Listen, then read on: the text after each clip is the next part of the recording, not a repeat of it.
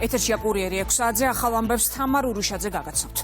ანტისახელმწიფოებრივი და უსამართლო ასე აფასებს მმართველი გუნდი ევროსაბჭოს საპარლამენტო ასამბლეაში ქართული დელეგაციისთვის უფლებამოსილების შესაძლო შეჩერებას. ამ მოთხოვნით ევროსაბჭოს წერილობით რამდენიმე კვირის წინ ოპოზიციურმა პარტიებმა მიმართეს. ერთიანობა ნაციონალურმა მოძრაობამ გახარიას გუნდმა ძლიერმა საქართველოს და კოალიციამ ცვლილებისთვის მოუწოდეს ევროსაბჭოს არ დაადასტუროს ქართული ოცნების დელეგაციის უფლებამოსილება. საპარლამენტო ასამბლეის სესია მომავალ კვირას არის დაგეგმილი საკითხის ინიცირება სავარაუდოდ ორშაბათს მოხდება, რის მერეც ის კენჭის ზღვაზე გავა. სტრასბურგში ჩადის ქართული დელეგაციაც. სულ რამოდენიმე კვირის უკან მათ ღია საჯარო წერილით მიმართეს ევროპის საბჭოს საპარლამენტო ასამბლეას იმისთვის რომ მათ არ ცნონ ახალი ქართული დელეგაციის უფლებამოსილება.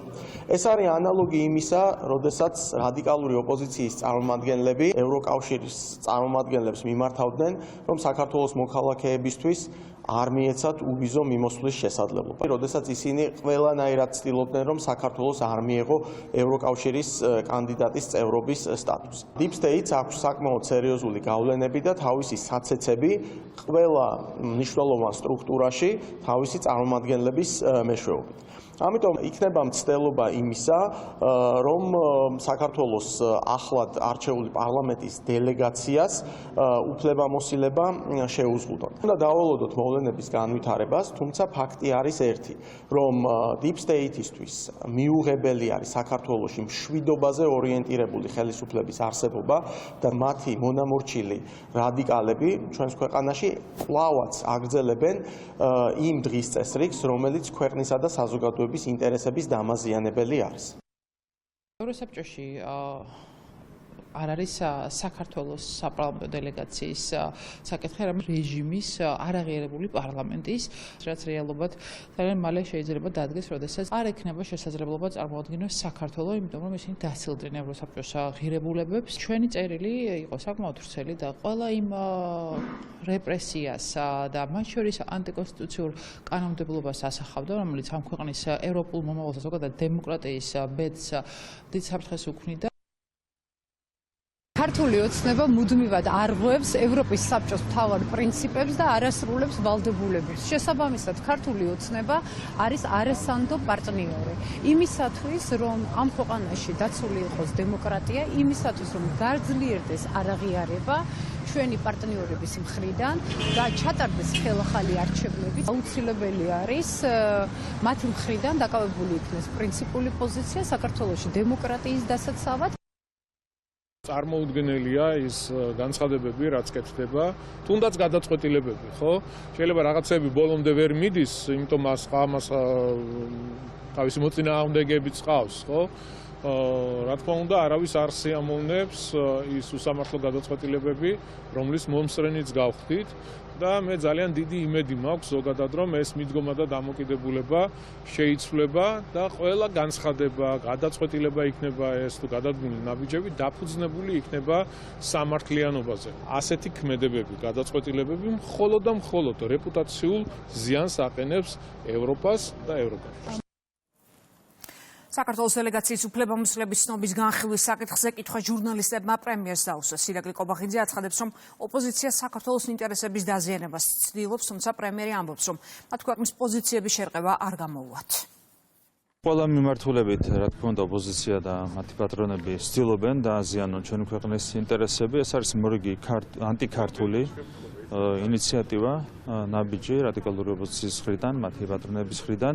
ამით რა თქმა უნდა, ასეთი ინიციატივებით ისინი ვერავითარ შემთხვევაში ვერ შეარყევენ ჩვენი ქვეყნის პოზიციებს, თუმცა თავისთავად ეს მეტყველებს რა თქმა უნდა ოპოზიციის ბუნებაზე და მათი პატრონების ინტერესებზე, მათი ინტერესები სამწუხაროდ ეწინააღმდეგება ძირეულად ჩვენი ქვეყნის ინტერესებს. რაც შეეხება ევროსაბჭოს საპარლამენტო ასამბლეას, იქ მუშაობა რა თქმა უნდა ჩვენთვის არის საინტერესო, თუმცა იმის და მიხედვით ვიმოქმედებთ, რა გადაწყვეტილებასაც მიიღებს ევროსაბჭოს საპარლამენტო ასამბლეა.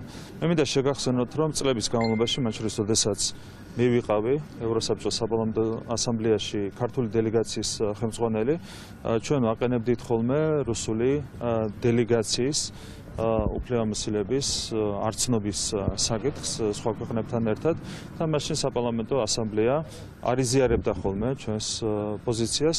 დღეს აბსოლუტურად ღიმილის მომგვრელია, როდესაც პრორუსულობის საბაბით რადიკალური ოპოზიცია და მათი პატრონები ცდილობენ ქართულ დელეგაციას შეუჩერონ მანდატი. რა თქმა უნდა, ასეთი ინიციატივები არის აბსოლუტურად ანტიქართული, თუმცა ამითაც ვერავითარ ზიანს ისინი საქართველოს ეროვნულ ინტერესებს ვერ მიაყენებენ.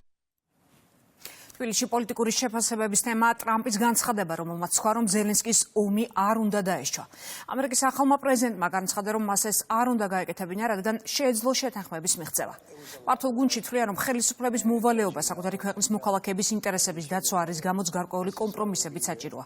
შეფასებები კეთდება ოპოზიციურ სპექტრშიც.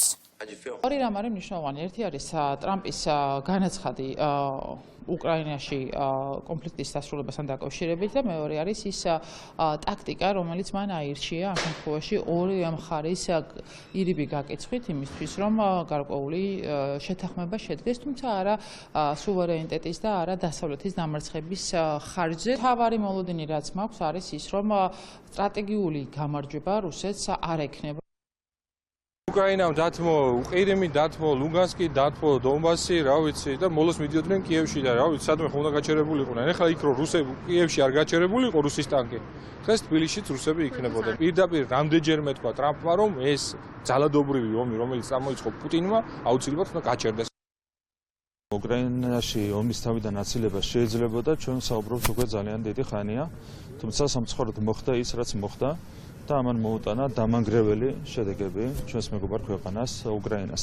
რა თქმა უნდა, ნებისმიერი ომის თავიდან აცილება შეიძლებოდა თავისუფლად 2008 წლის ომის თავიდან აცილება, შეიძლებოდა რა თქმა უნდა უკრაინაში ომის თავიდან აცილება, თუმცა კონკრეტულმა ძალებმა და ეგრეთ წოდებულმა deep state-მა, იგივე გლობალურმა ომის პარტიამაც ყველაფერი გააკეთა იმისათვის, რომ უკრაინაში მომხდარიყო ომი, ეს იყო დამანგრეველი ომი, რომლის თავიდან აცილება, რა თქმა უნდა, შეიძლებოდა უკრაინაში, თუმცა არაერთმა სუბიექტმა გააკეთა ყველაფერი იმისათვის, რომ განხორციელებულიყო რუსეთის სამხედრო აგრესია უკრაინაში. შენ რატო გირჩევს ქვეყნის მოსახლეობა, რომ გაატარო პირველ რიგში შენი ქვეყნის ინტერესი? ის რაც უკრაინაში მოხდა, უკრაინაში ხდება, მე არ მგონია, რომ უკრაინელის ხალხის ინტერესში შედიოდეს. მტერს არ უსურვებ იმ უბედურებას, რაც უკრაინაში მოხდა. უამრავი 100,000-ობით დაღუპული ჯარისკაცები, მშვიდობიანი მოსახლეობა, დანგრეული განადგურებული ქალაქები, სოფლები, ინფრასტრუქტურა, ტოლვილად ქცეული მოსახლეობა. ამაზე მძიმე და ამაზე დიდი უბედურება რა უნდა იყოს და შენ პოლიტიკოსი, იმიტომ ხარ რომ მიიღო ისეთი გადაწყვეტილებები და იმოქმედო ისე, რომ ქვეყანას ასეთი უბედურება აარიდო. შეიძლება დღეს მოგიწიოს ერთი ნაბიჯით უკან გადადგმა, კომპრომისზე წასვლა, მაგრამ ხვალზე 2-3 ნაბიჯი გადადგა წინ. ეს არის პოლიტიკა. ზელენსკი არ არის ანგელოზი, მაგრამ მას არასდროს არ უნდა დაეშვა რუსეთთან სრულმასშტაბიანი ომი, აცხადებს ტრამპი. მე შემეძლო გარიგების დადება ძალიან მარტივად, მაგრამ ზელენსკიმ გადაწყვიტა. მე ვიომებ, თქვა Fox News-თან ინტერვიუში ამერიკის პრეზიდენტმა. ზელენსკი ანგელოზი არ არის, მას არასდროს უნდა დაეშვა, ეს ომი მომხდარიყო. ზელენსკი ებრძოდა ბევრად უფრო დიდ რამეს, ბევრად უფრო დიდს, ბევრად უფრო ძლიერს. მას ეს არ უნდა გაეკეთებინა, რადგან ჩვენ შეგვეძლო შეთანხმების მიღწევა. შემეძლო ძალიან მარტივად მიმეღწია გარიგებისთვის და ზელენსკიმ გადაწყვიტა, მინდა ვიბრძოლო. პუტინსაც არ უნდა გაეკეთებინა ეს, მას ეს არ უნდა გაეკეთებინა და ეს უნდა შეწყდეს, ომი სასწრაფოდ უნდა დასრულდეს. თბილისის საქალაქო სასამართლოში გიორგი ბაჩიაშვილის მორიგი პროცესი გაიმართა. ბოლო დღეებში სასამართლოს ხდომებზე და ხდომების შემდეგ ბაჩიაშვილის განცხადებები ქართული ოცნების შეფასებით ზუსტად იმეორებს მიხეილ სააკაშვილის და მამუკა ხაზარაძის რიტორიკას, რომლებიც დაკავებისა და ბრალის წარდგენის შემდეგ პოლიტიკურ მოტივებზე საუბრობდნენ. ქართულ ოცნებაში აცხადებენ, რომ ბაჩიაშვილმაც ეს გზა აირჩია და ცდილობს პოლიტიკას შეაფაროს თავით. შეფასებები გაკეთდა ოპოზიციაშიც. რა თქმა უნდა, ყველა ის ადამიანი, ვინც მის გარემოცვაში იყო და შემდგომში გახდა სამიზნე მისი ამ სტრუქტურების, ლოგიკურია ყველასთვის, რომ იყოს როდესაც რომ რაღაც პოლიტიკური მოტივი, ან ყოველ შემთხვევაში რაღაც დავალება არ შეასრულა ივანიშვილის და ბრძანება არ შეასრულა და ამის გამო მოხდა ეს ყველაფერი.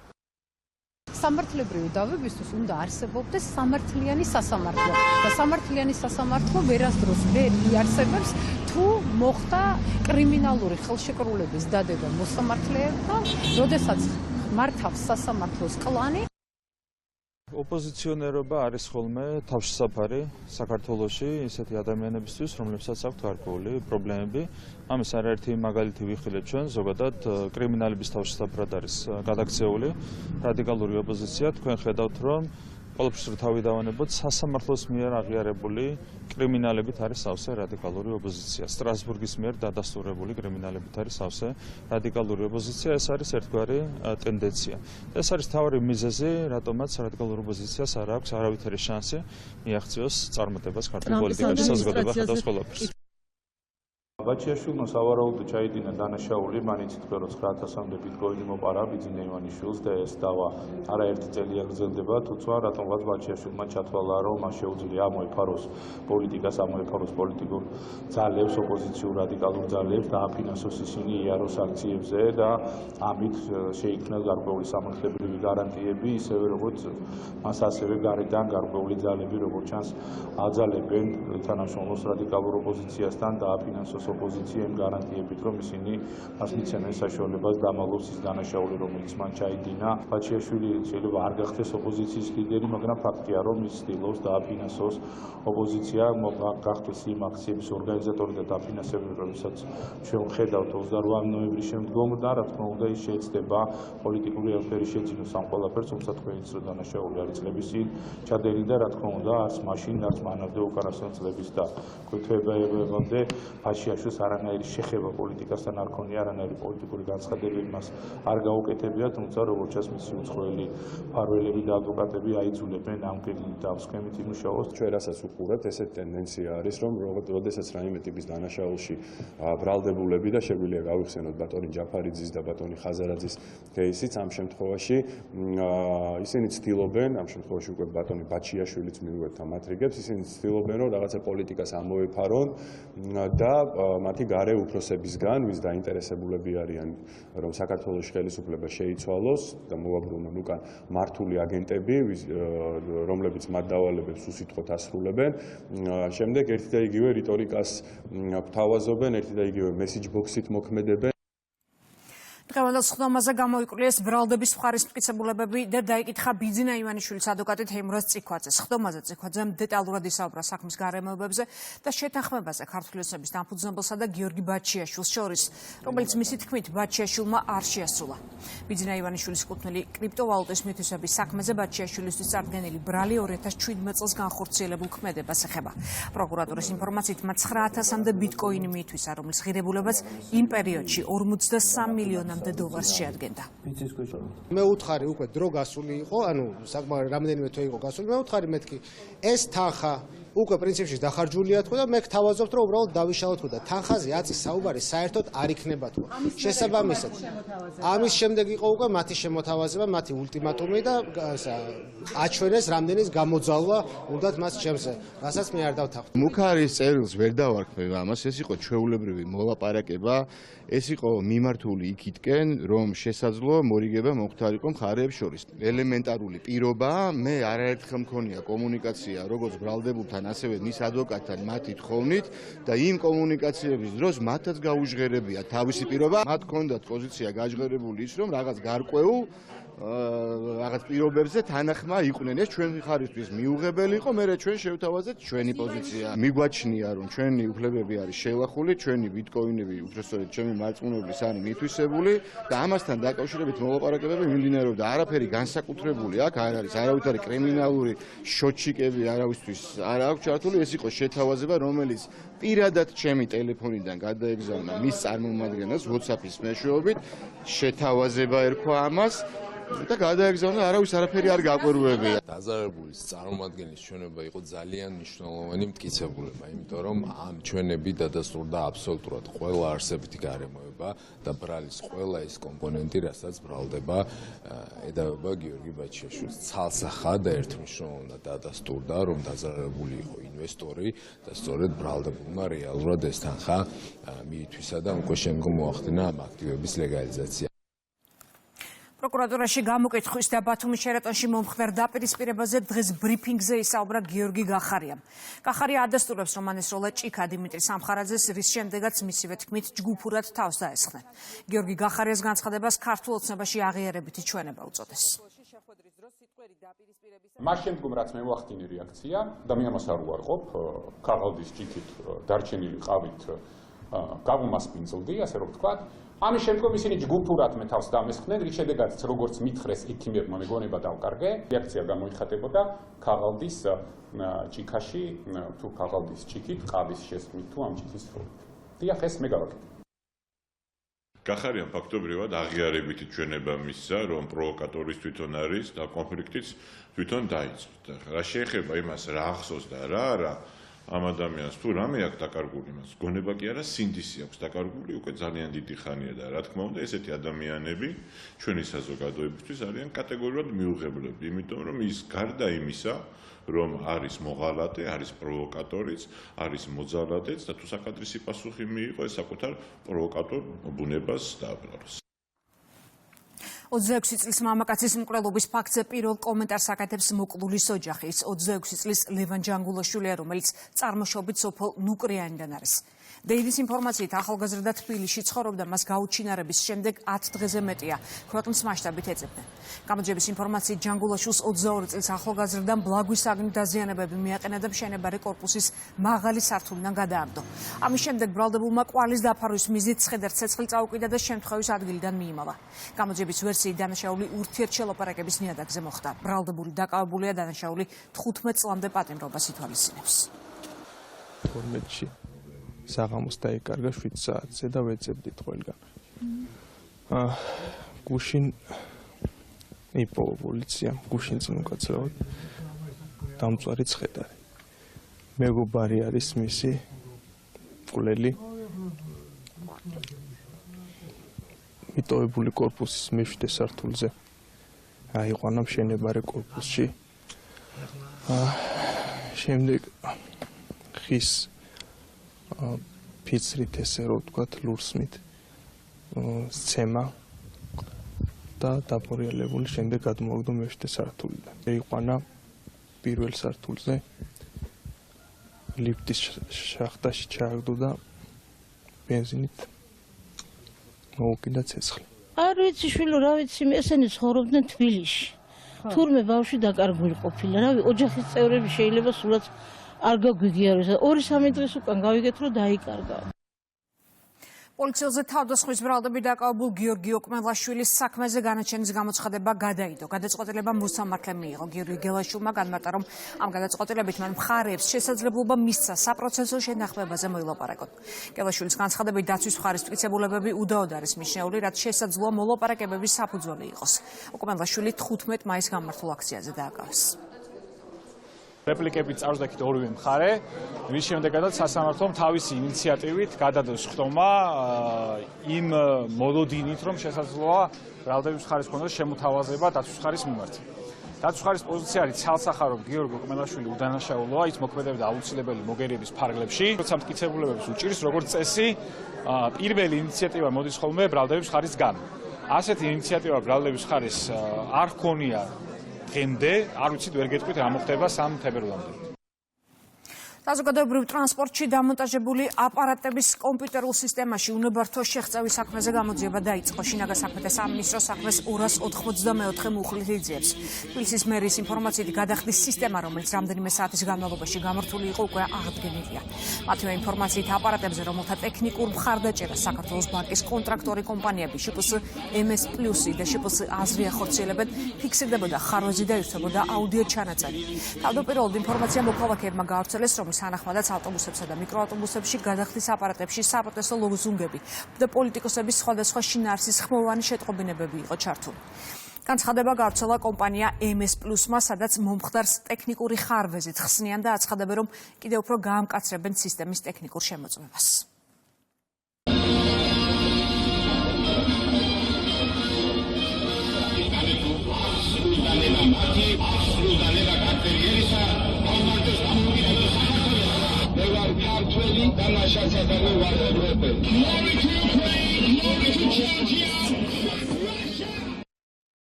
აღმოფხვრილია ჩვენთან აღარ არის ახლა მუშაობ ჩვეულებრივ. ხელმახაზმა კი მოგვაწოდა წერილობით შეტყობინება, მაგრამ ჩვენს მარშრუტზე არ ყოფილა ასეთ რაღაც. არა, ჩვენთან არის, ჩვენთან არ ყოფილა. არანაირი ხარვის. დამირეკეს ცხელმა ხალმა და ხო არ არის გამოგიგდონ თუ არა ჩემთან არ ყოფილი. მიკროავტობუსებში დამონტაჟებული გადახდის აპარატები ეს არის საქართველოს ბანკის.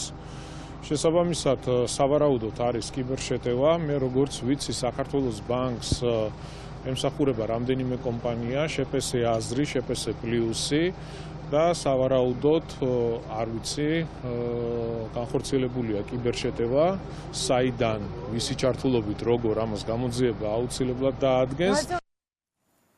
პრემიერი იმერეთში ინფრასტრუქტურულ პროექტებს გაეცნო. მთავრობის მეთაურმა განათლების მინისტრთან ერთად ზესტაფონის ახლად რეაბილიტირებული საჯარო სკოლა დაათვალიერა. სკოლა 1040 მოსწავლეზეა გათვლილი. შენობის რეაბილიტაციისთვის 6.228.000-მდე ლარი დაიხარჯა. ირაკლი კობახიძემ და ალექსანდრე წულაძემ გახსნეს ახლად რეაბილიტირებული სკოლა ვანის რაიონის სოფელ ზეინდარშიც. სკოლა 200 მოსწავლეზეა გათვლილი. პროექტის ღირებულებამ კი დაახლოებით 3.5 მილიონი ლარი შეადგინა. სასწავლო სივრცეების პარალელურად მოეწყო საბუნების სკოლა და კომპიუტერული ლაბორატორიები, ბიბლიოთეკა, სპორტული დარბაზი, ექიმის კაბინეტი და რესურს ოთახი. ორივე შენობა ადაპტირებულია შიშიმო პირებისთვის.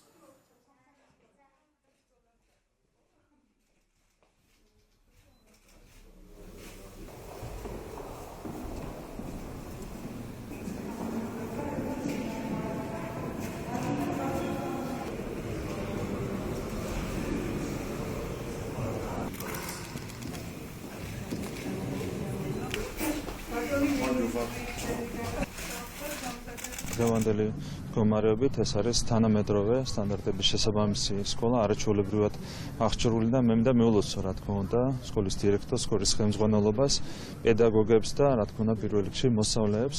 ახლად რეაბილიტირებული სკოლა, რა თქმა უნდა, სკოლების რეაბილიტაცია ხელს უწყობს სწავლების ხარისხის გაუმჯობესებასაც და ეს არის არაჩვეულებრივი პროექტი, რომელიც ხორციელდება სკოლების რეაბილიტაციის სახით და რა თქმა უნდა, ეს პროექტი გაგრძელდება ჩუმოვსმորդული პროგრამა, რომელიც ითვალისწინებს დამატებით ასობით სკოლის სრულანაწილობრივ რეაბილიტაციას, ახალი სკოლების მშენებლობას. დღეს არის ერთ-ერთი უმნიშვნელოვანესი პრიორიტეტი საქართველოს მთავრობისთვის და მიმართულებით რა თქმა უნდა მუშაობა გაგრძელდება. ჩვენთვის უმნიშვნელოვანესია თანამედროვე განახლებული სასკოლო ინფრასტრუქტურის შექმნა საქართველოში. ზესტაფონის მეოთხე საჯარო სკოლა ერთ-ერთი ამის მაგალითია. წელს ამ სემესტრში 10-მდე საჯარო სკოლაში ბავშვებმა დაიწყეს სწავლა განახლებულ ინფრასტრუქტურაში და სემესტრის მიმდინარეობისას კიდევ 30 სხვა სკოლაში მოხდება ინფრასტრუქტურის განახლება. მეორე მხრივ ჩვენთვის მნიშვნელოვანი არა მხოლოდ შენობის და ინფრასტრუქტურის განახლება, არამედ შინაარსობრივი თვალსაზრისით მეთოდური თვალსაზრისით სკოლის განვითარება. დიდი ხანი ველოდით ამ დღეს, ძალიან სასიხარულო დღე არის დღეს ზეინდარის საჯარო სკოლაში. სკოლას ჩაუტარდა სრული რეაბილიტაცია, ვიდრე რეაბილიტაცია ჩატარდებოდა, არ იყო ასეთი პირობები, კმაყოფილები არიან ბავშვები, მშობლები, მთელი სოფელი და მოკლედ მადლობა ყველას, ვინც მონაწილეობა მიიღო ამ კარგ საქმეში. საქართველოს დაგეგმილ ვადაში უკვე მეორედ ევროკომისიას წარუდგინა ეკონომიკური რეფორმების პროგრამა 2025-27. დოკუმენტი ევროკომისიის მეთოდოლოგიის თანახმად მაკროეკონომიკური და ფისკალური პარამეტრების საშუალოვადიან ჩარჩოს წარმოადგენს. დოკუმენტში ასახულია 2024 წლის 14 მაისს ევროკომისიის მიერ მიღებული ერთობლივი დასკვნების ფარგლებში კანდიდატი ქვეყნებისთვის გაცემული რეკომენდაციების პროგრესი.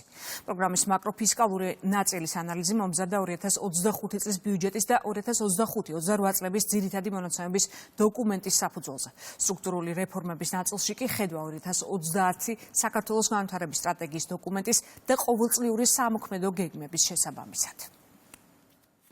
დოკუმენტში დეტალურად არის ახსნილი ეკონომიკური ზრდის მიღწევის ფაქტორები, ისევე როგორც საპროგნოზო მაჩვენებლებისთვის გამოყენებული ანალიზები და დაშვებები, მათ შორის ჩვენი პოტენციური ზრდის მაჩვენებელთან დაკავშირებით.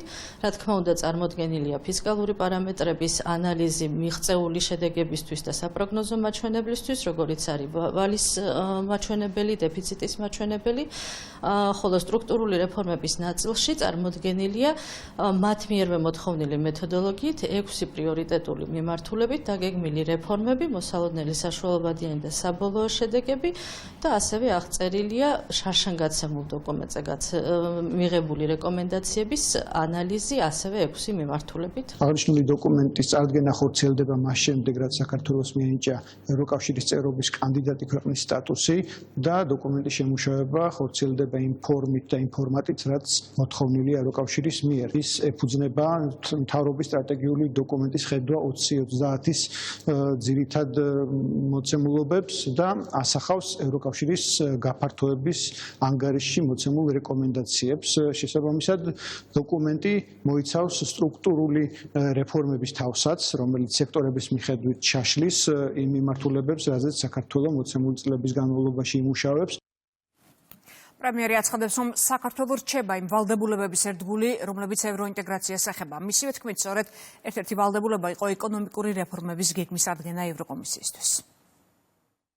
მიუხედავად იმისა, რომ არის ერთულეები ურთიერთობებში, ჩვენ განვაგრძობთ თანამშრომლობას ევროკავშირთან და მის მორიგი გამოხატულებაა ის, რომ ჩვენ ყველა ვალდებულებას ვასრულებთ და მათ შორის ჩვენი ერთ-ერთი ვალდებულება გახდათ შესაბამისი დოკუმენტის წარდგენა ევროკომისიისთვის. ეს არის ეკონომიკური რეფორმების გეგმა, ეს მოიცავს 3 წელიწადს, 2025, 26, 27 წლებისთვის არის განწერილი ეს გეგმა. აქ საუბარია მაკროეკონომიკურ საკითხებზე, ფისკალურ საკითხებზე, ყველაფერთან დაკავშირებით ჩვენი ძალიან მკაფიო ხედვა წარუდგინეთ ევროკომისიას. ჩვენ ვრჩებით უნებრივია იმ ვალდებულებების ერთგული, რომელიც არის დაკავშირებული საქართველოს ევროინტეგრაციასთან.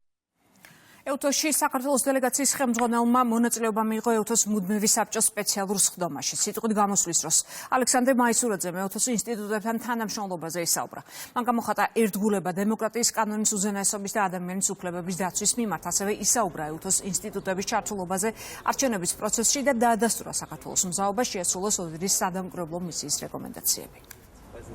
გამოვიყენე აღნიშნული შესაძლებლობა, რათა კიდევ ერთხელ შემეცნებინა საერთაშორისო თანამედროვეობისათვის ის მთავარი სამხედრო და გამოწვევა, რომელიც ჩვენი ქვეყნის წინაშე დგას და რაც მდგომარეობს ჩვენი ქვეყნის 20%-ის ოკუპაციაში.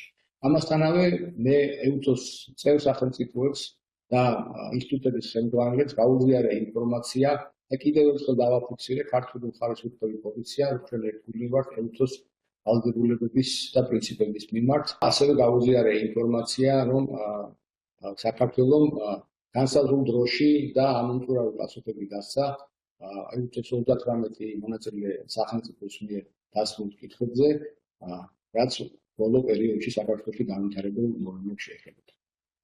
ევროპის საბჭოს ადამიანის უფლებათა კომისარი თბილისში შეხვედრებს მართავს. ოფიციალური ვიზიტის ფარგლებში მაიკლ ოფლაერტი შეხვდა შინაგან საქმეთა მინისტრის მოადგილეს ალექსანდრე დარახველიძეს. შინაგან საქმეთა სამინისტროს ინფორმაციით მხარეებმა განიხილეს საპროტესტო აქციების მიმდინარეობა და ბოლო პერიოდში განხორციელებული საკანონმდებლო ცვლილებები. კიდევ ერთი შეხვედრა გაიმართა გენერალური პროკურორის მოადგილესთან გიორგი ბადაშულთან. პროკურატურის ინფორმაციით ადამიანის უფლებათა კომისრის ოფისის წარმომადგენლები აქციების დროს დაკავებულების მიმართ სამართალწარმოების პროცესით დაინტერესდნენ.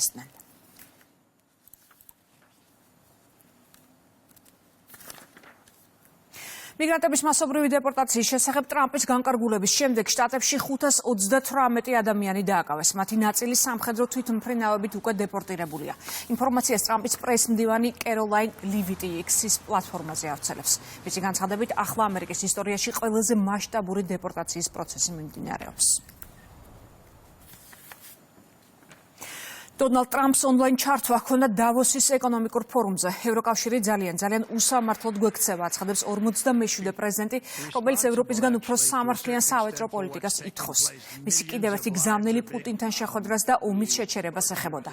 ტრამპმა აქცენტი გააკეთა ბირთვული რესურსის შემცირებაზეც, რაც მისი თქმით რუსეთსაც და ჩინეთსაც მოეწონა. From the standpoint of America, ამერიკის შეერთებული შტატების პოზიციიდან ევროკავშირი ძალიან უსამართლოდ გვექცევა, ძალიან ცუდად. ჩვენ მრავალი მილიარდი დოლარის დეფიციტი გვაქვს, რაც არავის აწყობს, რაღაცას მოვიმოქმედებთ. ვცდილობ კონსტრუქციული ვიყო, რადგან ევროპა და ევროპის ქვეყნები მიყვარს, მაგრამ პროცესი უაღრესად რთულია. ამერიკის შეერთებულ შტატებს ძალიან უსამართლოდ ექცევიან დღეგისა და სხვა გადასახადებით, რასაც აწესებენ. მოვუწოდებთ ნატოს წევრ ყველა სახელმწიფოს გაზარდონ ხარჯები თავდაცვის სფეროში მშპ-ს 5%-მდე. ეს ჯერ კიდევ წლების წინ უნდა გაეკეთებინათ. უკრაინამ 757 სამხედრო ცხედარი დაიბრუნა ინფორმაციის უკრაინული მხარე ავრცელებს. მათგან 451 ჯარისკაცი დონეცკის მიმართულებით იბრძოდა. პროცესში წითელი ჯვარი იყო ჩართული. უახლოეს დღეებში დაიწყება იდენტიფიცირების ეტაპი. პარალელურად უკრაინაში საბრძოლო მოქმედებები გრძელდება. ოკუპანტების თავდასხმას კიევის ოლქში 3 ადამიანი ემსხვერპლა. რუსეთის ძალებმა დრონები დაარტყეს კორპუსს. ჩამოიშალა რამდენიმე სართული და გაჩნდა ცეცხლი.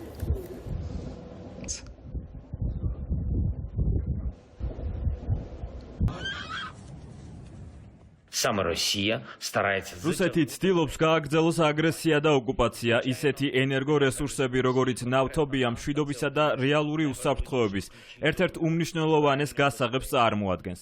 ევროპამ უფრო მეტი უნდა იმუშაოს ენერგორესურსებზე ამერიკასთან და სხვა საერთაშორისო პარტნიორებთან და არა რუსეთთან. მთავარია, რომ არ შევანელოთ ტემპი და ზეწოლა განვახორციელოთ რუსეთზე, იმ ერთადერთ სუბიექტზე, რომელსაც ომი უნდა და რომელიც პასუხისმგებელია ამ ომზე. მანამ სანამ ევროკავშირი უკრაინის გავლით უნგრეთში რუსული გაზის ტრანსპორტირებაზე კიევთან შეთანხმებას არ მიაღწევს ორბანი უარს ამბობს. მხარი დაუჭიროს რუსეთისთვის სანქციების განხორციელებას. ეს განცხადება უნგრეთის პრემიერმა მედიასთან ინტერვიუში გააკეთა. მისი განმარტებით რუსეთისთვის დაწესებული სანქციების გამო უნგრეთმა 19 მილიარდი ევრო დაკარგა. არ არის კარგი, რომ ჩვენ რუსეთისთვის დაწესებული ეკონომიკური სანქციების შედეგების ანაზღაურება გვიწევს იმ დროს, როდესაც ზურგს გვაქცევენ და ჩვენით მანიპულირებენ, ამბობს ორბანი. უყურებთ კურიერს 6 საათზე რეკლამის შემდეგ პირდაპირ ეთერში ბრუნდებით. ქვეყანაში ისევ იზრდება სეზონური გრიპის შემთხვევები, ექიმები პიკს თვის ბოლოსთვის ელოდებიან. მედიკოსები მოსახლეობას მოუწოდებენ მკაცრად დაიცვან ჰიგიენის ნორმები და მოერიდონ ხალხმრავალ ადგილებს. საქართველოში ამ დროისთვის ძირითადად A და B ტიპის ვირუსები ცირკულირებს. იანვარი ამით ხასიათდება, განსაკუთრებით მეორე ნახევარი რომ შემთხვევები იბატებს, ეს სხვა წლებშიც ასე იყო და ბევრ ფაქტორთან არის დაკავშირებული, აქედან გამომდინარე, საკმაოდ ბევრი შემთხვევაა გრიპის, ძირითადად არის ამბულატორიული მიმართულება, თუმცა მცირეწლოვან ბავშვებში და რისკ ჯგუფებში, ანუ ადამიანებში, ვისაც არის მაღალი რისკი დაავადების მძიმე მიმდინარეობის, ეს არის ქრონიკული დაავადების მქონე ადამიანები, ასაკოვანი ადამიანები, მათთან გარკვეულ შემთხვევაში სტაციონარიზაციაც კი ხდება საჭირო. აფხაზეთის მთავრობაში დევნილი მოსახლეობისთვის ცხელი ხაზი ამოქმედა. მოქალაქეებს შეუძლია დარეკონ 153-ზე ზარი უფასოა და ინფორმაციის მიღება უკვე აფხაზურ ენაზეც შესაძლებელია. ამის შესახებ ლევან გალობლიშვილმა მთავრობის ხდომაზე ისაუბრა. დღეიდან ამოქმედდა ცხელი ხაზი 153, რომელიც ზარის არის უფასო და ნებისმიერ ჩვენს დროებით დევნილ მოსახლეს შეეძლება ინფორმაციის მისაღებად დარეკონ აღნიშნულ ნომერზე. ვისაუბრეთ სამომავლო სამოქმედო გეგმაზე, მათ შორის პროგრამების ფარგლებში ბიუჯეტის დამატების საკითხზე, აგრეთვე კომპაქტურად ჩასახლებული დროებით დევნილი მოსახლეობის საჭიროებებს. ჯანსუღ კორძაიას ქუჩაზე გრუნტის დამჭერ კედელს აშენებენ. მერიამ სამუშაოები უსაფრთხოების მიზნით დაიწყო. ამ ეტაპზე ეწყობა ხიმინჯები, პროექტი თვალისწინებს 70 მეტრის სიგრძის რკინა-ბეტონის საყრდენი კედლის მშენებლობას. სამუშაოების ღირებულება 1.200.000 ლარია.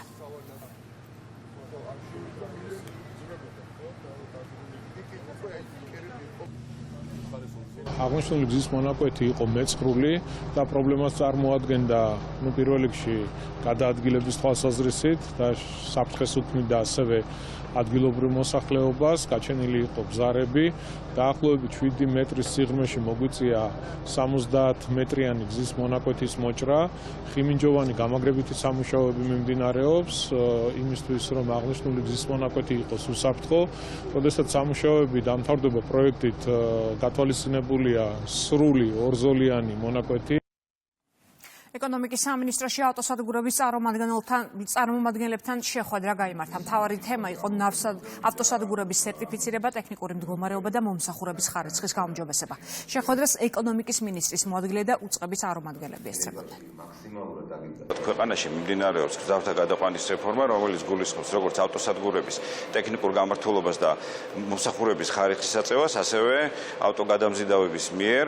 რა თქმა უნდა, განვიხილავთ ამ მოსაზრებებს და მიღებული იქნება გადაწყვეტილება გადაწყვეტილება, რომელიც იქნება საუკეთესო როგორც რეფორმის მიზნებისთვის, ასევე ჩვენი მოსახლეობისთვის. აწარმოე საქართველოში ზოგადად არის ის პროგრამა, რომელიც ცირდესაშუალო ბიზნესის ხელშეწყობის მიმართულებით მუშაობს. ამ კონკრეტული საქმიანობის ჭრილში აწარმოე საქართველოში ახდენს კომერციული ბანკების და სალიზინგო კომპანიების მიერ გაცემული სესხის და ლიზინგის საგანზე პროცენტის თანადაფინანსებას მთელი სესხის და ან ლიზინგის შემთხვევაში და ამავდროულად სესხის შემთხვევაში ახდენს სესხის გარანტიას არა უმეტეს 80%-ის მოცულობით.